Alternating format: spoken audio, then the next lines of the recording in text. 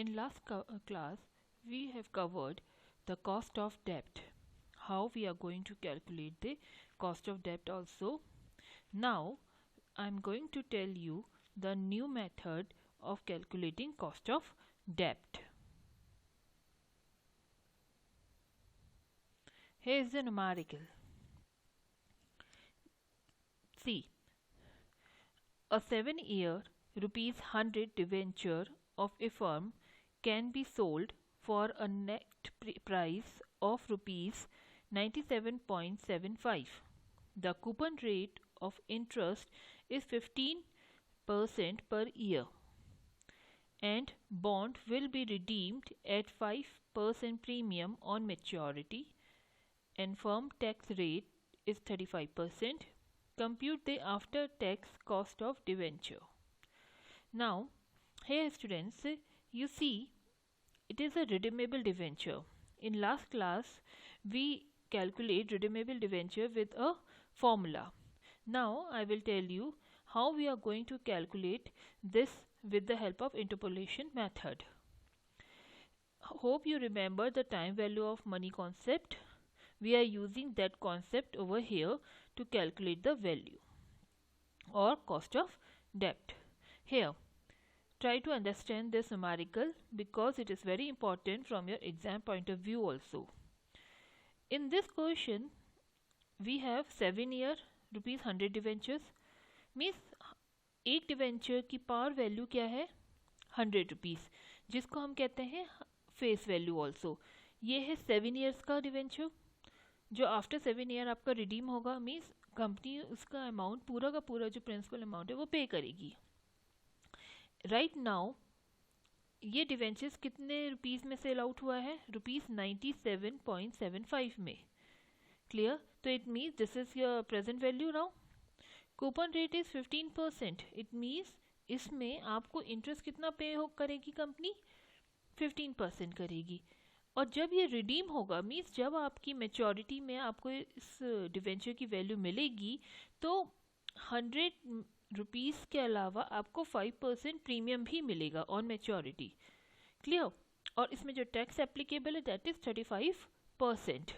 Now calculate interest. See, interest कैसे calculate होगा, हमेशा फेस वैल्यू या पार वैल्यू पे हम इंटरेस्ट कैलकुलेट करते हैं 15%. Okay, rupees 15 is your interest. Maturity के टाइम पे आपको क्या मिलेगा, 100 रुपीज़ मिलेगा जो पार वैल्यू है, plus 5% premium which is already given to you. तो 5% प्रीमियम हम किस में कैलकुलेट करते हैं, पार वैल्यू में अगेन. तो 105 rupees is your maturity price. Means इस इक्वेशन को आप समझिए, today value means present value is 97.75 of this debenture.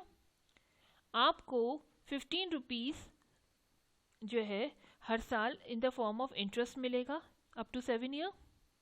तो इसकी प्रेजेंट वैल्यू आप निकालोगे. क्यों? क्योंकि ये फ्यूचर वैल्यू है हमारी 15 और वो 105. ये हमें मिली नहीं है, ये हमें मिलने वाली है. ठीक है, ये 15 रुपीज़ हर साल आपको मिल रहे हैं एन्युटी की तरह. Remember annuity. और ये वो 105 मेच्योरिटी के टाइम पे means 7th year, eight 7th year आपको ये मिलेगा. ठीक है, तो आप इसकी भी प्रेजेंट वैल्यू निकालेंगे. तो मीन्स ये दोनों क्या है, आपकी फ्यूचर वैल्यूज़ हैं. और हमें यहाँ पर ये फाइंड आउट करना है कि किस परसेंटेज में जो है हम कैलकुलेट करें कि इसकी वैल्यू कैलकुलेशन के बाद 97.75 ही आए. फाइन. तो इसे कैलकुलेट करने के लिए means we need to calculate the percentage at which our present value become equal to our future value, or future value equals to your present value. Fine. By trial and error we found 16%. अब यहाँ देखिए, इसको calculate करने के लिए 1, 2, 3% में तो आप कैलकुलेट नहीं करेंगे, it become very time consuming activity. तो आप यहाँ पर ये लॉजिक लगा सकते हैं कि जब इंटरेस्ट मुझे यहाँ पर 15% मिल रहा है, तो it means the cost is near by 15%. Plus जिस समय मैच्योर हो रहा है उस समय ये आपको प्रीमियम में मैच्योर हो रहा है. तो इट मीन्स जो मैच्योरिटी के टाइम पे आप प्रीमियम दे रहे हो वो भी तो आपकी कॉस्ट हुई. आप ज़्यादा पे कर रहे हो, तो इट मीन्स हमारी जो कॉस्ट होगी वो समथिंग 15 से ज़्यादा होगी। तो आप 15 से भी ट्राई कर सकते हैं, 16 से ट्राई कर सकते हैं। जहाँ पर आपकी वैल्यू 97.75 के इक्वल आती है वही आपका राइट कॉस्ट ऑफ डेप्ट होता है। ठीक है, तो यहाँ पर हमने 16 से ट्राई किया। 16 से ट्राई करने का मतलब है कि मीन 15 की एन्युटी टेबल, 15 को हमने मल्टीप्लाई किया है किससे, एन्युटी टेबल देखिए आपने कि 1 रुपी की वैल्यू 16% के अकॉर्डिंग 7 ईयर्स बाद कितनी होगी, 4.038। क्यों हमने एन्युटी टेबल देखी, क्योंकि in every year we are getting 15 rupees in the form of interest. Clear students, plus 105 into 0.354। अब यहाँ हमारा वैल्यू कम क्यों है, प्रेजेंट वैल्यू 16 से, क्यों, क्योंकि 105 रुपीज आपको हर साल नहीं मिल रहे, ये आपको कब मिला है, ऑन 7th ईयर। तो हम सिर्फ 7th ईयर की वैल्यू देख रहे हैं, तो 1 रुपी की वैल्यू 7th ईयर में 16% के अकॉर्डिंग आपकी क्या होगी, 0.354। आई होप आपके पास जो है मैंने आपको टेबल भेज रखी है, आप एक बार उस टेबल को निकाल के इसे कैलकुलेट करके घर में खुद करके देखिएगा, नहीं आएगा तो आप मुझसे पूछ लीजिएगा। आप लोग अभी बुक बैंक के लिए आने वाले हैं, उस दिन आके आप अपने डाउट्स क्लियर कर सकते हैं। ठीक है स्टूडेंट्स, देन जब हमने इसे कैलकुलेट किया तो हमारी वैल्यू 97.75 इक्वल्स टू 97.75 आ गई। ठीक है, तो it means the answer is 16%। तो हमारी जो कॉस्ट ऑफ डेब्ट है वो 16% है। नाउ हमें आफ्टर टैक्स चाहिए, क्योंकि डिवेंचर में जो हमारे फॉर्मूले से हम कैलकुलेट करते हैं कॉस्ट को, वो हमारी बिफोर टैक्स होती है, क्योंकि डिवेंचर में हमें टैक्स अलाउड होता है। तो whatever you are getting without adjusting any tax value, वो हमारी बिफोर टैक्स की वैल्यू होती है डिवेंचर्स में। ठीक है, तो आफ्टर टैक्स करने के लिए क्या करना होगा, just multiply it, 16 bracket 1 minus 0.35 is our tax rate. Remember, it comes 10.4% is our cost of debt. Now, अगर हम लोग जो मैंने फॉर्मूला आपको लास्ट क्लास में बताया था वो फॉर्मूला पुट करेंगे रिडीमेबल डिवेंचर का, then also we can going to calculate this. Okay, मगर आपको इंटरपोलेशन मेथड भी लर्न करना है, ठीक है, क्योंकि interpolation method will going to help you in capital budgeting also. Fine, देखिए यहाँ पर फॉर्मूला जो था हमारा वो क्या था, interest plus whatever you are gaining in the form of capital gain and then average cost. Remember, तो यहाँ पर 15 आपको इंटरेस्ट मिल रहा था, आपकी रिडीम वैल्यू कितनी थी, 105, आपने खरीदा कितने में था, 97.75 में, डिवाइडेड बाय 7 मीन्स कितने साल के लिए है। ठीक है, देन एवरेज प्राइस, क्योंकि दो प्राइस है हमारे पास तो हमने उनका एवरेज ले लिया, you calculate it, you get 15.6% and after tax it is 10%. Clear students?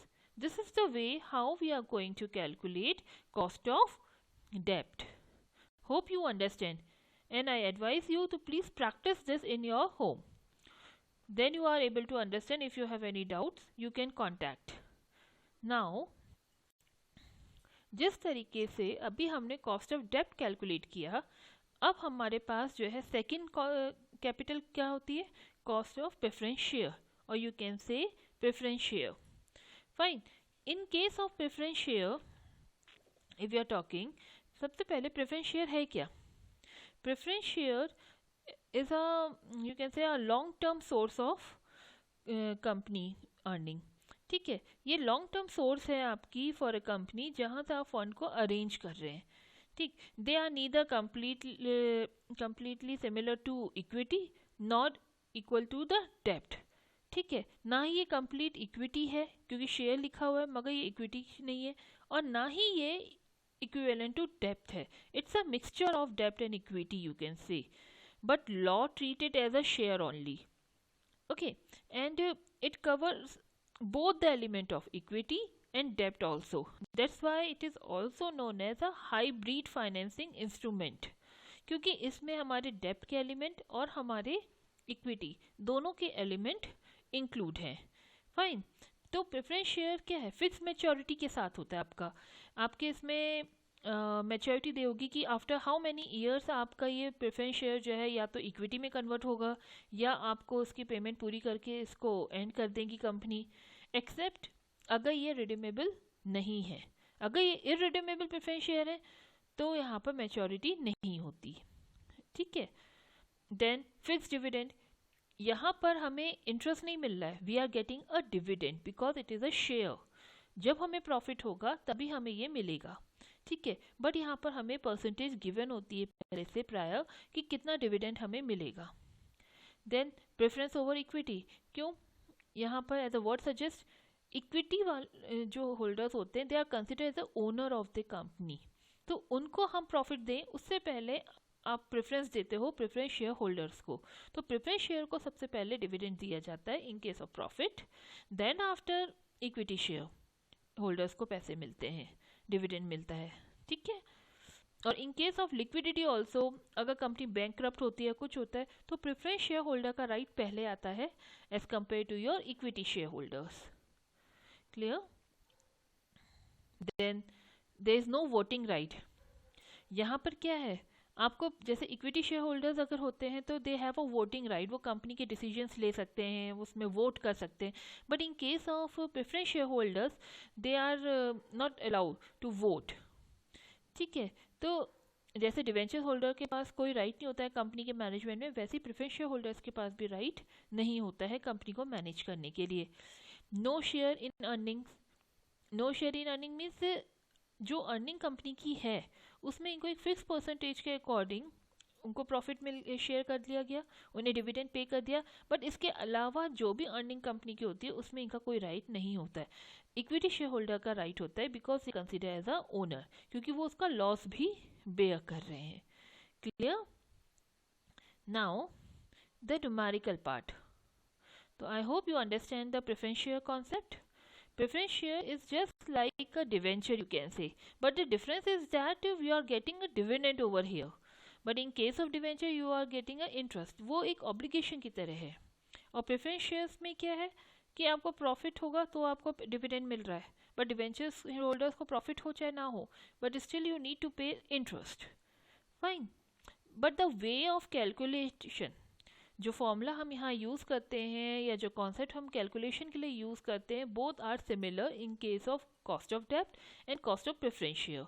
The difference is that cost of debenture में जो हम कैलकुलेशन कर रहे हैं वो सारी कैलकुलेशन जो है आपकी बिफोर टैक्सेस होती है, इसीलिए हमें उसे आफ्टर टैक्स कन्वर्ट करना पड़ता है। But in case of preference share जो भी कैलकुलेशन होती है वो आफ्टर टैक्स होती है, और अगर हमें ज़रूरत पड़े तो हमें उसे बिफोर टैक्स कन्वर्ट करना पड़ता है, ठीक है। क्योंकि प्रेफरेंस शेयर में हम लोग को इंटरेस्ट नहीं मिल रहा है, we are getting a dividend, और डिविडेंड कब मिलता है, जब आप टैक्स ऑलरेडी पे कर चुके होते हैं, clear students.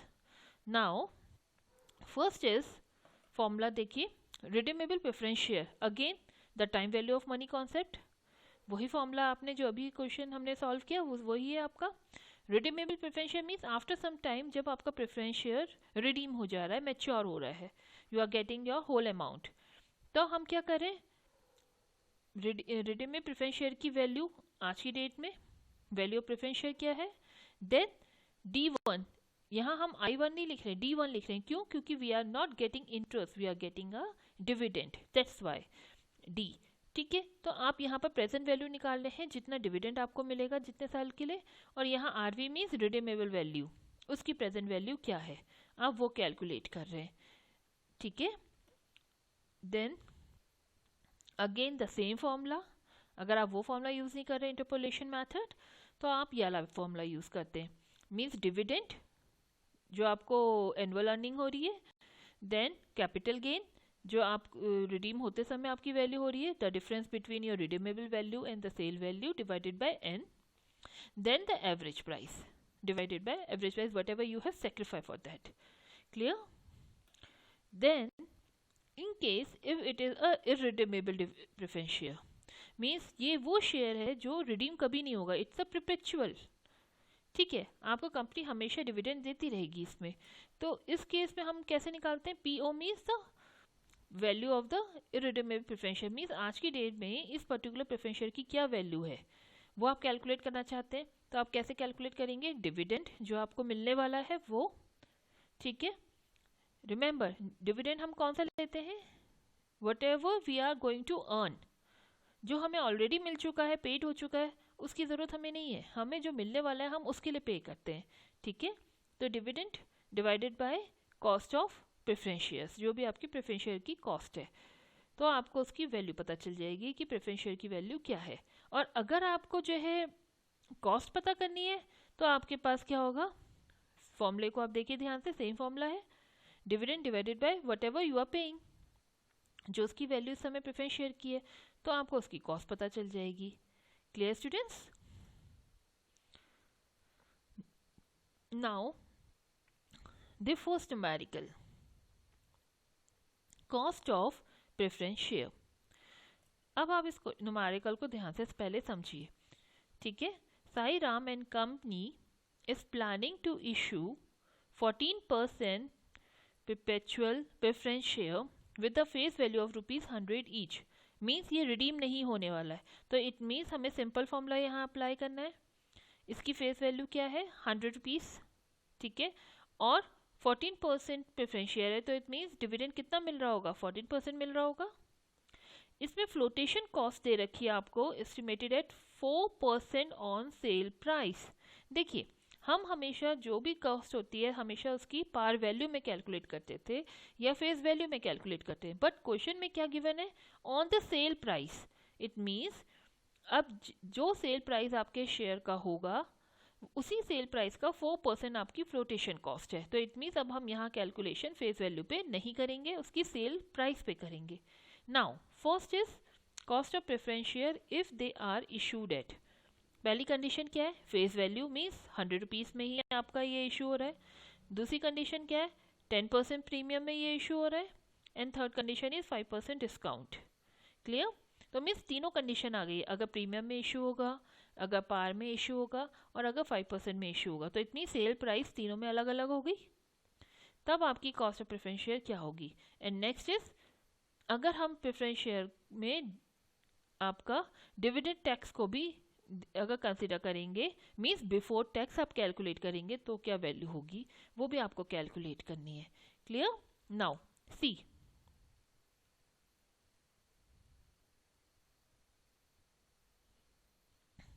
First of all without dividend tax, means यहाँ हम टैक्स को कंसिडर नहीं कर रहे हैं, तब हमारी वैल्यू क्या होगी?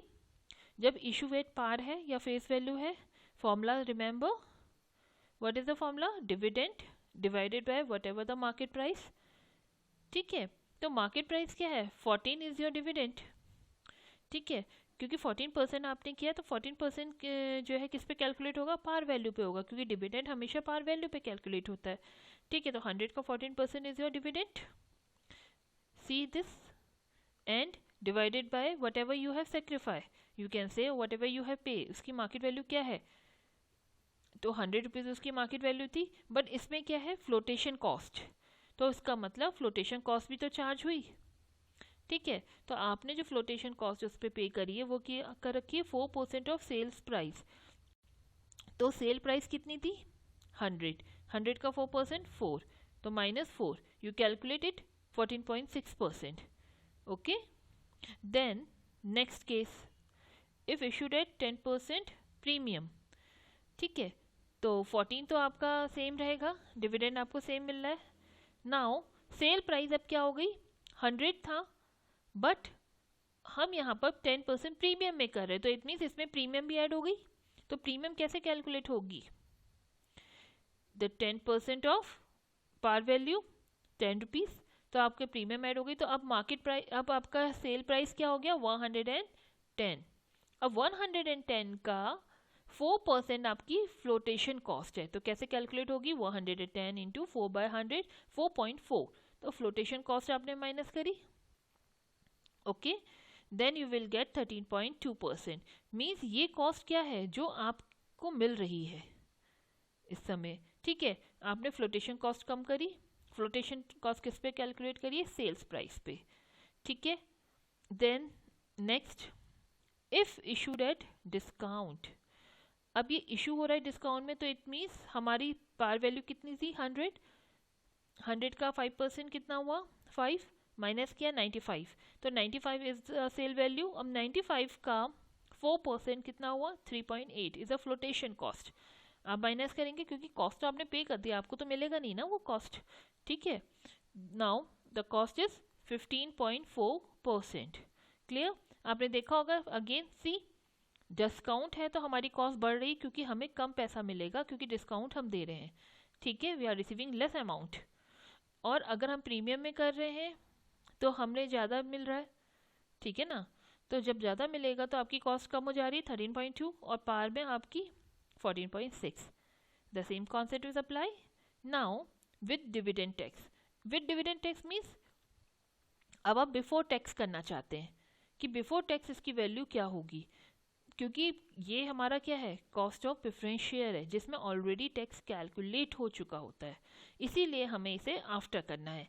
आफ्टर करने के लिए या तो आप ये फॉर्मूला यूज़ करेंगे, cost of preference share divided by 1 minus T, ठीक है, और यू कैन इंक्लूड टैक्स और you can adjust tax with the dividend also.